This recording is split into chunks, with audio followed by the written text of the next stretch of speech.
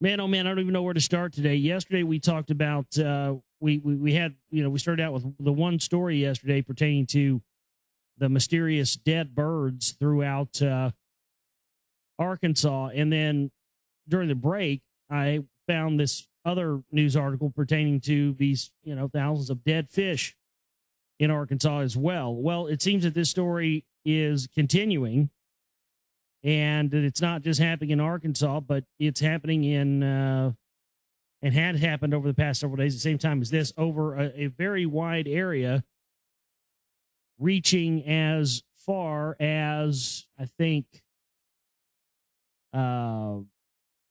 Paraguay or Brazil or something of that nature. Yeah, this is unbelievable. We'll talk about this and start out with this coming through straight out of the gates here today. Mass Louisiana bird deaths puzzle investigators. So now it's, of course, happened in Louisiana as well. Hundreds of dead and dying birds littered a quarter-mile stretch of highway in Pointe-Coupé Parish on Monday as motorists drove over and around them.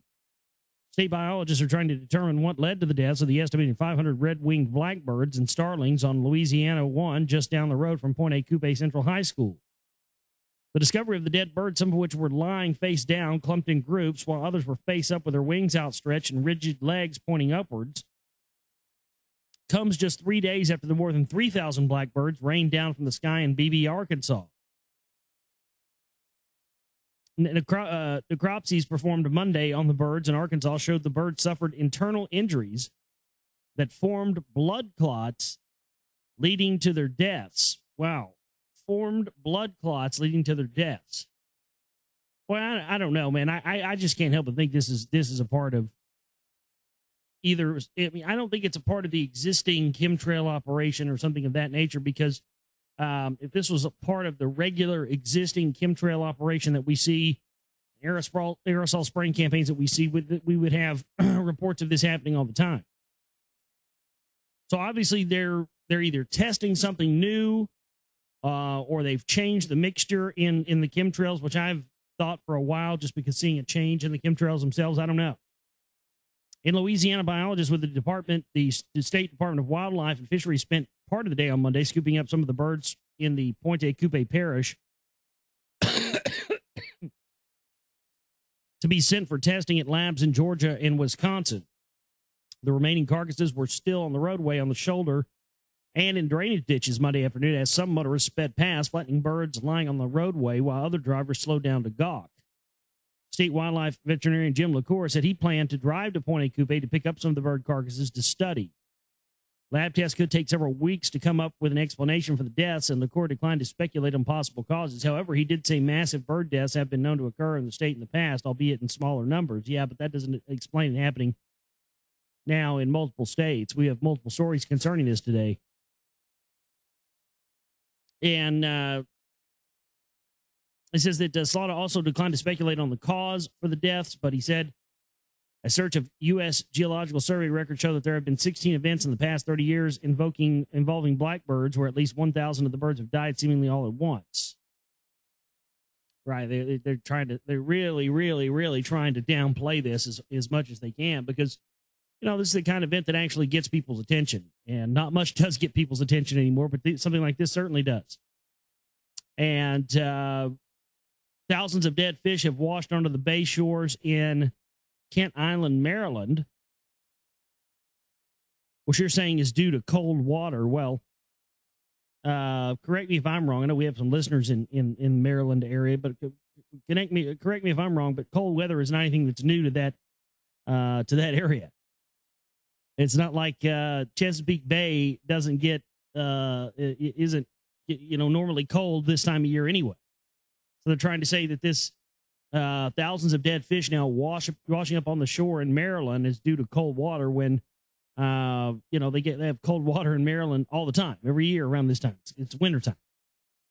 So these explanations are suspect, because they're trying to give people these easy explanations that'll just get people to shut the fuck up about it.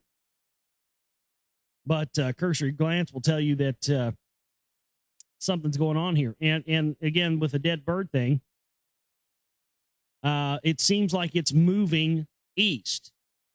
And my theory about this is that it does indeed have something to do with the aerosol spraying campaigns going on. And because now that we're seeing this move east, first Arkansas, then Louisiana, and now with this next story, Kentucky, the jet stream flows west to east. And we know that part of the weather modification aspect is altering and modifying the jet stream. So it could stand to reason that now that this is moving west to east, this is indeed why. They're either adding something new into the mix to alter the jet stream or something else. I don't know, but let's read this story here. Gilbertsville, Kentucky. Woman reports dozens of dead birds in her yard. Near her car, a dead bird, a quick walk to her mailbox, and then you find another. Scattered across her front yard, a local woman discovered dozens of dead birds. I've never seen anything like it. Never. Sandy, who asked that we not share her last name, first noticed the birds several days ago, but cleaned them up, not thinking twice. I have outdoor pets and just assumed they were bringing them from around the neighborhood. But she noticed more birds Monday morning. She panicked. I had just seen a story on the news about the birds in Arkansas, and I was scared. In fact, 3,000 blackbirds seemed to fall from the sky there starting last Friday. Autopsies were since ruled out, have since ruled out poisoning. Well, yeah, but it's kind of like, Halliburton's proprietary chemicals that they use for hydraulic fracturing.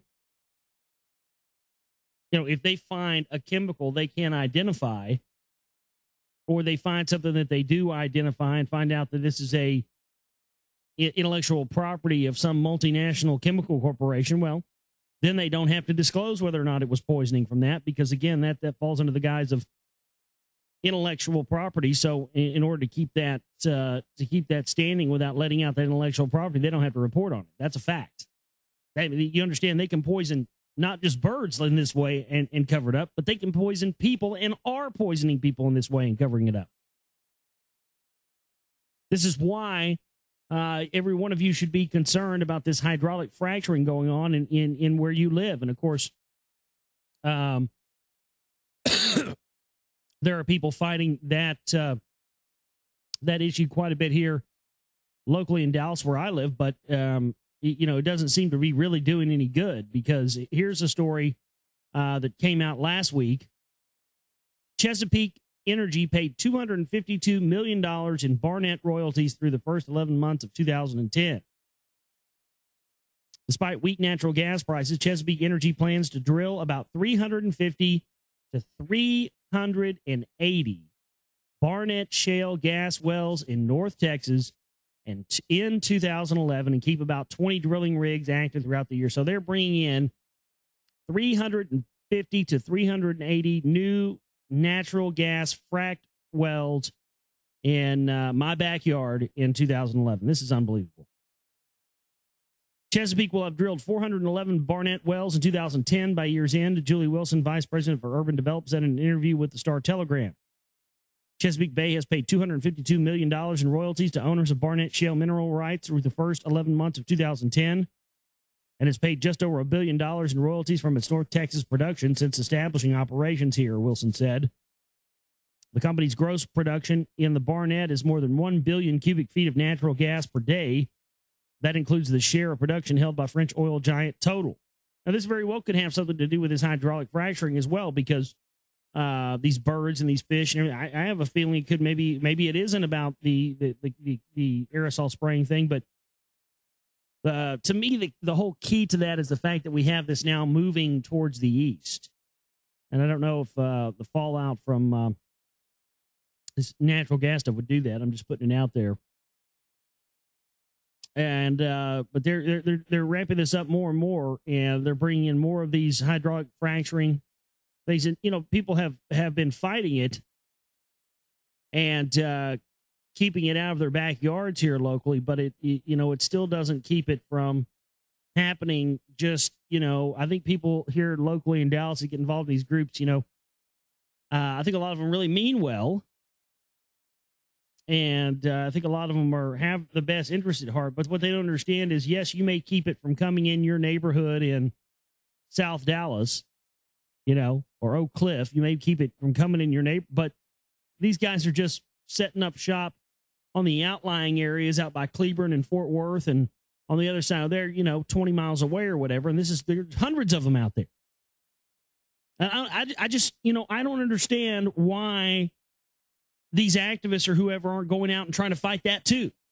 I mean, just because you keep it out of your little neighborhood and your little bubble, whatever little place you live in Dallas, wherever the trendy kids are living now.